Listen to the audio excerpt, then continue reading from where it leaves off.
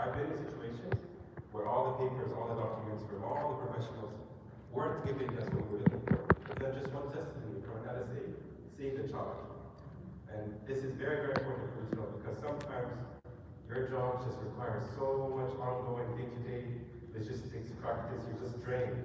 You don't have the time to put something down in writing or to speak up. And if you didn't know that this would happen in time, you wouldn't know ways to do that.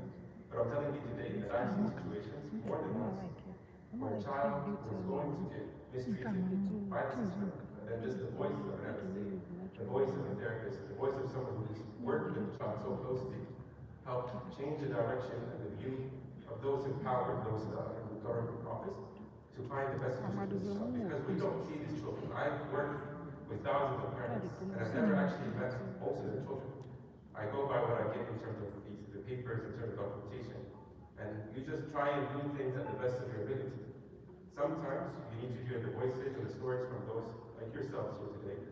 So keep that in mind when you go back to school on Monday, and these children, anything that you see, even if you feel that they have inclusion or the principal or someone else is there and thinking that they won't listen to me. If you're in a situation where someone comes to expect it at PhD, speak to your line manager and say, actually, I have something to share. So if you do have something to share, and you will be heard, I can tell you that for sure. At the same time, for parents, if you have reached out to PhD to you didn't hear back or you didn't like the way that someone dealt with your situation, don't be disheartened. That can happen. I can tell you, people are overwhelmed, the system, things that might be lost in the system. That doesn't mean that you stop there. Because essentially, those in power, those who are managing everything, care about you the most. It's a very child-centered system that we are here in Dubai. And your voice, someone reaching out to the government, your voice is important.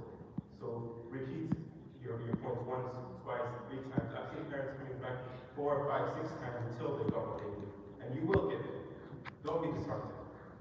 And finally, I just hope that all of you here today can just know how important you are in this ecosystem. As someone who is working and seeing a little bit of a bird's eye view, you should never underestimate your power in making this system run. And hopefully things are coming out soon in terms of policies and directions. Every day we're getting new things. There's a lot of move towards well-being and inclusion at PhD. I'm not there anymore, so I can't tell you exactly what it is, but I know that it's coming. So please, just believe in yourself and continue to collaborate. I love seeing the synergy in this room, seeing you all here together, exchange numbers, get to know each other, support one another, and most importantly, just know that you are very important. Thank you all.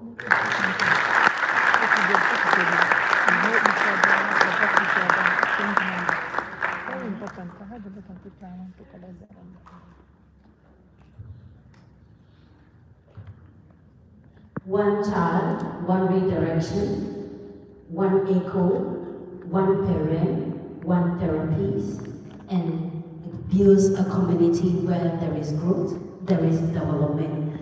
Thank you so much, Mr. Arif. He is an inclusion champion and the senior project director and a KHD, former KHD holder and supervisor here in the United Arab Emirates.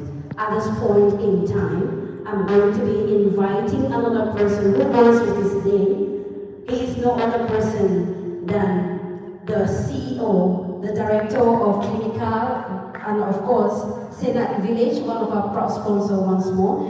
And I want to use this opportunity to say thank you to all our proud sponsors. These cannot be possible without your effective collaboration to ensure that this day come to a conclusion. Because I can see Mr. Tola is smiling borders to borders. He has been saying, MC Lady B, I am here because they are people.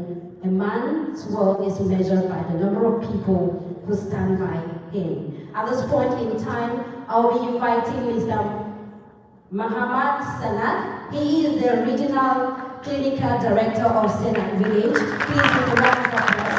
Put your hands together for him as he makes his way to the stage.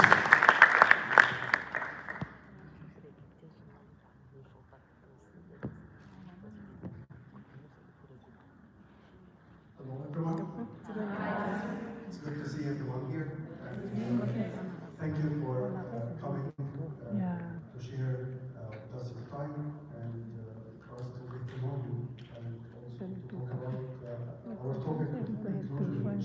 Before very you important. try to the young Yes, the regional clinical director for Summit, but I did start as a shuttle teacher. This is where I started.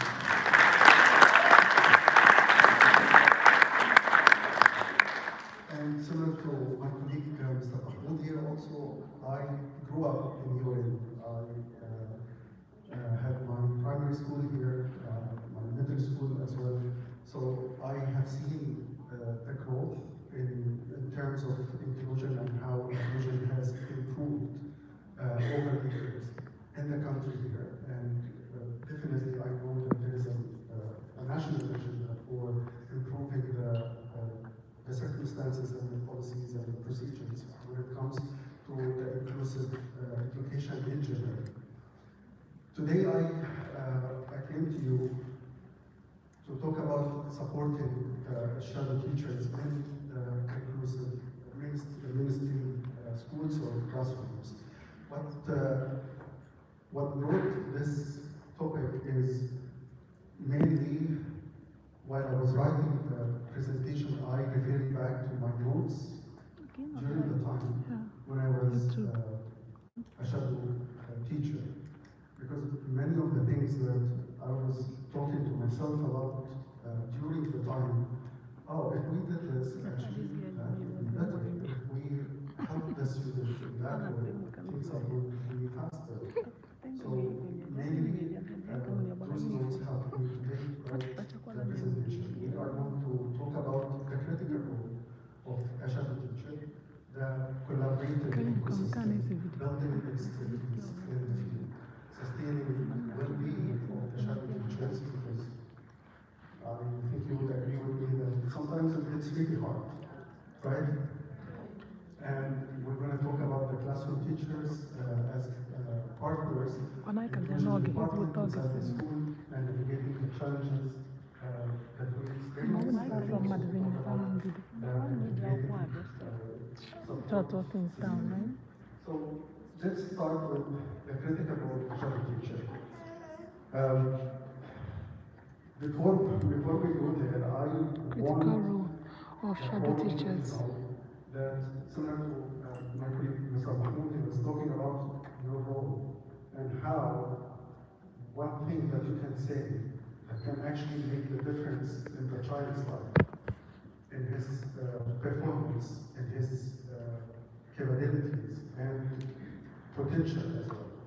So you do facilitate the social integration in a meaningful way, and the interaction between the student that you are taking care of with his peers, which is something that it's the golden opportunity for the student, because most of the students that we work with may not have the opportunity for social interaction outside of school.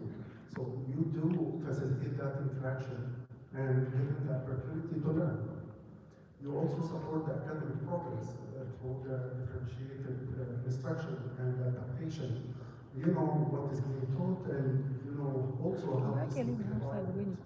And the word simplify is what we do. This is what we are creating. How do you simplify the material for that student in order for him to be able to learn? You also implement the individualized plan. You also make sure that there is a behavioral plan that you are following through with it. You advocate for the student, Can you and hear me that's now? the most important part. You also play the role of being in the middle between all different parties, the parents, the school, the teachers, the classes, different subjects, and the student and his peers as well. So let's talk about the collaborative ecosystem. The classroom, of course, those are mainly the stakeholders of the inclusion process.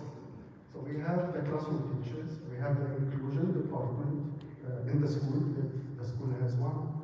Then you have the administration of the school, you have the parents and the families, and there is one more missing. Can anyone take a guess? You said it, teacher. The shadow teacher, definitely, but there is another player. also, a stakeholder. A child will be another one. There is more important one, but I didn't add it here. Basically the government, right? But the government plays a role that outside of the scope of the lecture. So let's talk about the things that we can actually, make a change in at the moment with all the progress that happened in the country, which I'm really proud of. But I'm really focused on the things that you can communicate through those channels. So when we talk about the classroom teacher will provide the curriculum, the guidance, the learning objectives. He will also collaborate with, giving you ideas about how to teach the materials. We also make sure that the classroom is inclusive for the student. That can be like a talking board on the wall that is, helping the student to focus and pay attention to the teacher. Or look at the material. It can be as, okay, here's a different paper for the student. It can be many things. This is what it means to have a differentiated strategies. When we talk about the inclusion department, they will support in writing the IEP, setting the strategy, and providing the training for the teachers of the classroom and also for the shadow teacher. Also ensure compliance with the inclusion policies that is written by the administration of the school.